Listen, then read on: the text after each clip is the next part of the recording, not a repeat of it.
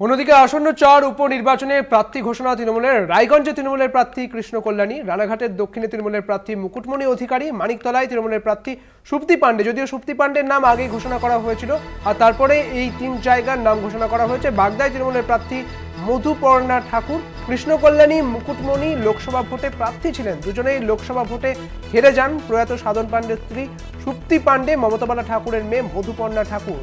আপনাদের জানিয়ে রাখি এবং আমরা বিস্তারিত জানবো। আমাদের সঙ্গে রয়েছেন আমাদের বিশেষ প্রতিনিধি দেবজ্যোতি ঘোষ। দেবজ্যোতি, যে ৪ জায়গায় উপনির্বাচন রয়েছে সেই উপনির্বাচনের প্রার্থী তালিকা ঘোষণা করেছে তৃণমূল কংগ্রেস, কি জানতে পারছো, কাদের নাম ঘোষণা করা হয়েছে?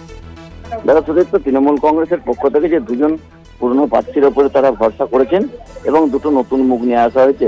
বাগদা কেন্দ্রের মধুপর্ণা ঠাকুরকে প্রার্থী করা হয়েছে, তিনি মমতা বালা ঠাকুরের কন্যা, তাকে প্রার্থী করা হয়েছে। অন্যদিকে কিন্তু সুপ্তি পাণ্ডেকে প্রার্থী করা হয়েছে মানিকতলা কেন্দ্রে, এবং অন্য দুটি রায়গঞ্জে কিন্তু কৃষ্ণ কল্যাণী এবং মুকুটমণি অধিকারী, তিনি রানাঘাট দক্ষিণে প্রার্থী রয়েছেন। এই দুজনে কিন্তু লোকসভা নির্বাচনে প্রতিদ্বন্দ্বিতা করেছিলেন, কিন্তু তারা পরাজিত হয়েছিলেন। এই দুজনের উপরেও ভরসা তৃণমূল নেত্রী মমতা বন্দ্যোপাধ্যায় এবং অভিষেক বন্দ্যোপাধ্যায় রেখেছেন। অর্থাৎ ৪ কেন্দ্রের প্রার্থী তালিকা ঘোষণা হলো। 10ই জুলাই যে নির্বাচন আগে হবে, তার আগে যেখানে অন্য কোনো রাজনৈতিক দল তাদের প্রার্থী তালিকা ঘোষণা করতে পারেনি, সেখানে তৃণমূল কংগ্রেস কিন্তু এই ৪ কেন্দ্রে প্রার্থী তালিকা ঘোষণা করে দিল। অন্যদিকে দেবজ্যোতি, এই প্রার্থী তালিকা ঘোষণার পিছনে নিশ্চয়ই কোনো কারণ রয়েছে, কারণ এই রায়গঞ্জের দিক থেকে যদি দেখা যায় তাহলে উত্তরবঙ্গের তাদের যে শক্তি বৃদ্ধির ব্যাপারে নিশ্চয়ই তৃণমূল কিছু ভাবছে। দেখো, কৃষ্ণ কল্যাণী গতবার ভারতীয় জনতা পার্টির টিকিটে তিনি নির্বাচিত হয়েছিলেন এবং তারপরে তৃণমূল কংগ্রেসে যোগ দিয়েছিলেন, লোকসভা আসনে প্রার্থী হয়েছিলেন। কৃষ্ণ কল্যাণীর যথেষ্ট জনভিত্তি রয়েছে এবং তিনি লোকাল একটা ব্যবসায়ী এবং তার সঙ্গে পাবলিক রিলেশন অত্যন্ত ভালো, এবং লোকসভা বিধানসভা হিসেবে যে রেজাল্ট রয়েছে সেখানেও কিন্তু মোটামুটি ভালো ফল করেছিল এই রায়গঞ্জ বিধানসভা কেন্দ্রে। সেই জায়গাতেই একজন পরাজিত প্রার্থী, যিনি রায়গঞ্জ লোকসভা কেন্দ্রে পরাজিত হয়েছিলেন, তার উপর ভরসা করেছেন। কারণ যেভাবে উত্তরবঙ্গে তৃণমূল কংগ্রেস শক্তি বৃদ্ধি করেছে, বেশ কিছু আসনে তারা কিন্তু জয়লাভের কাছাকাছি পৌঁছেছিলেন, যদিও শুধুমাত্র কোচবিহার আসনটি তারা দখল করেছেন। সেই জায়গা থেকে কিন্তু এই ৪ কেন্দ্রের প্রার্থী তালিকা অত্যন্ত গুরুত্বপূর্ণ।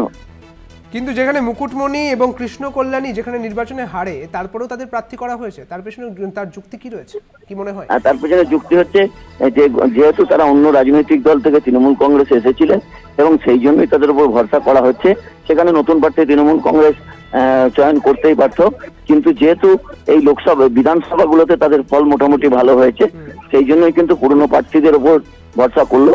এবং যেহেতু তাদের অন্য দল থেকে তারা এসেছিলেন এবং তাদের প্রতি একটা তৃণমূল কংগ্রেসের পক্ষ থেকে ভরসা রাখা হলো।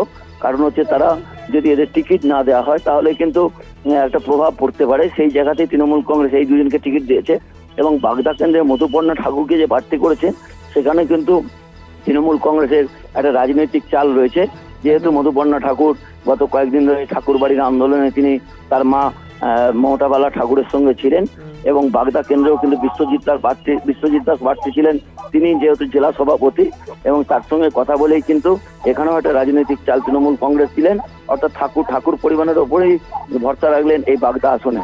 একদমই ধন্যবাদ দেবজ্যোতি তোমাকে। আমাদের সঙ্গে ছিলেন আমাদের বিশেষ প্রতিনিধি দেবজ্যোতি ঘোষ। ৪ জায়গার নাম ঘোষণা করা হয়েছে। বাগদাতে মধুপর্ণা ঠাকুরকে প্রার্থী করা হয়েছে, এবং অন্যদিকে রানাঘাট দক্ষিণে প্রার্থী করা হয়েছে মুকুটমণি অধিকারীকে, রায়গঞ্জে প্রার্থী করা হয়েছে কৃষ্ণ কল্যাণীকে, এবং মানিকতলায় প্রার্থী করা হয়েছে সুপ্তি পাণ্ডেকে।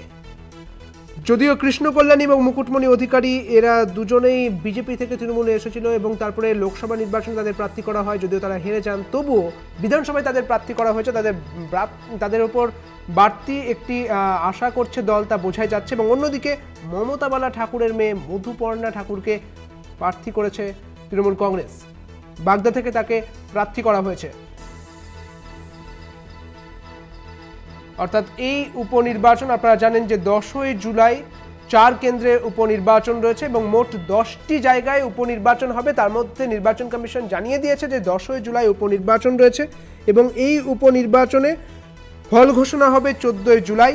21শে জুনের মধ্যে মনোনয়ন জমা দিতে হবে। ঠিক সেখানে যখন কোনো দলই তাদের প্রার্থীদের নাম জানাতে পারেনি, তখন প্রথমেই তৃণমূল কংগ্রেস একটু এগিয়ে থাকলো এবং এগিয়ে থেকে তারা 4 জনের নাম ঘোষণা করেছে। আমাদের সঙ্গে রয়েছেন বিজেপি নেতা রাহুল সিনহা। রাহুল বাবু, আপনাকে কলকাতা টিভিতে স্বাগত জানাচ্ছি। যে প্রশ্নটা আপনার কাছে থাকবে যে তৃণমূল কংগ্রেস মুকুটমণি এবং কৃষ্ণ কল্যাণীকে আবারও প্রার্থী করেছে, যেখানে তারা লোকসভায় হেরে গিয়েছিলেন, কেন তাদের প্রার্থী করা হলো? সেক্ষেত্রে কি মনে হয়? দেখুন, বিষয় হচ্ছে এরা ওখান থেকে বিধায়ক জিতেছিল, কিন্তু সেটা তৃণমূল কংগ্রেসকে হারিয়ে বিজেপির টিকিটে। অতএব এবং লোকসভায় দাঁড়িয়ে তারা হার বেরার পরেও তাদের টিকিট দেওয়ার পেছনে কি যুক্তি আমি জানি না, কিন্তু একটা জিনিস পরিষ্কার যে ওই কেন্দ্রে লোকসভাতেও ওরা হেরেছে, বিধানসভার উপনির্বাচনেও হারবে।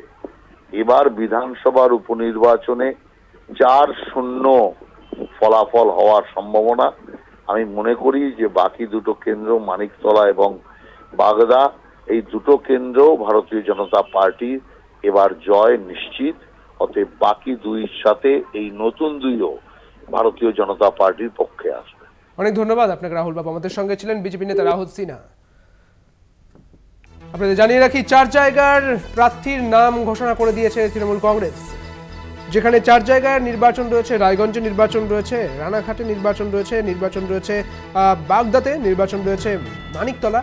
এবং এই 4 জায়গায় যে প্রার্থী তালিকা, সেই প্রার্থী তালিকা প্রকাশ করেছে তৃণমূল কংগ্রেস। তারা প্রথমেই এই প্রার্থী তালিকা প্রকাশ করেছে, অন্য কোনো দল এখনো পর্যন্ত তাদের প্রার্থী তালিকা প্রকাশ করেনি। আপনারা জানিয়ে রাখি যে উল্লেখযোগ্য হচ্ছে, যেখানে মুকুটমণি এবং কৃষ্ণ কল্যাণী তারা লোকসভা নির্বাচনে হারে, তারা বিজেপি থেকে তৃণমূলে যোগ দিয়েছিলেন লোকসভা নির্বাচনের আগে। একেবারে 10ই মার্চ ব্রিগেডের জনসভায় তাদের নাম ঘোষণা করা হয়েছিল তৃণমূল কংগ্রেসের পক্ষ থেকে। তারা এবারের নির্বাচনে লড়বেন, যদিও তারা হেরে গিয়েছিলেন। তবুও এই কৃষ্ণ কল্যাণী এবং অন্যদিকে মুকুটমণির ওপরেই কিন্তু ভরসা রেখেছে তৃণমূল কংগ্রেস, এবং তার পেছনে একটা নিশ্চয়ই কোনো যুক্তি রয়েছে তৃণমূল কংগ্রেসের, যা মনে করা হচ্ছে যে একটু বাড়তি একটি আশা করছে তৃণমূল কংগ্রেস। কারণ সেখানে বিধানসভার দিক থেকে দেখতে গেলে বিধানসভায় তৃণমূল কংগ্রেস কিন্তু অনেকটাই এগিয়ে রয়েছে। তাই তাদের বাড়তি কিছু পাওনা পাইয়ে দেওয়ার চেষ্টা করবে তৃণমূল কংগ্রেস, কারণ তাদের ধরে রাখতে হবে। সেক্ষেত্রে এই নাম তাদের ঘোষণা করতে হয়েছে বলে মনে করা হচ্ছে। এবং অন্যদিকে মমতা বালা ঠাকুরের মেয়ে মধুপর্ণা ঠাকুরকেও কিন্তু প্রার্থী করা হয়েছে বাগদা থেকে। বাগদায় তৃণমূলের প্রার্থী মধুপর্ণা ঠাকুর। 10ই জুলাই এই 4 জায়গার উপনির্বাচন রয়েছে। আপনাদের জানিয়ে রাখি, 10টি উপনির্বাচন হবে, বিধানসভার 10টি উপনির্বাচন হবে, এবং এই দেশ জুড়ে 13টি বিধানসভার উপনির্বাচন রয়েছে। অন্যান্য রাজ্যের সঙ্গে বাংলার 4টি জায়গার 4টি বিধানসভায় উপনির্বাচন রয়েছে এই 10ই জুলাই, যার ফল ঘোষণা হবে 14ই জুলাই।